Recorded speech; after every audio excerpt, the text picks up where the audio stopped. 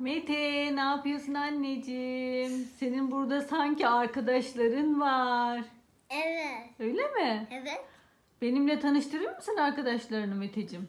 Bu Gecko. Hangisi Geko anneciğim? Bu kırmızı olan. Bu. Yeşil olan mı? Evet. Evet. Bu da kedi çocuğu. Bu da kedi çocukmuş. Catboy. Catboy. Evet şu. Bu da yamıyor. O da Romeo'ymuş. Evet anneciğim, senin arkadaşların ne kadar tatlıymış böyle ya. Mete. Işığın yaktığını göstereyim mi? Işığı da mı yanıyor onun? Bakayım.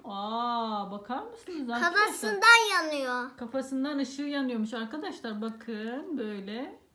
Çok güzel. Bu demek Gecko, öyle mi Meteciğim? O da durmaz masada o arkadaşlar. Olmaz mı? Bak hepsi de düşüyor. Hepsi de düşüyor. Peki bu da ne? Frisbee mi Meteciğim? Frisbee. Sen bu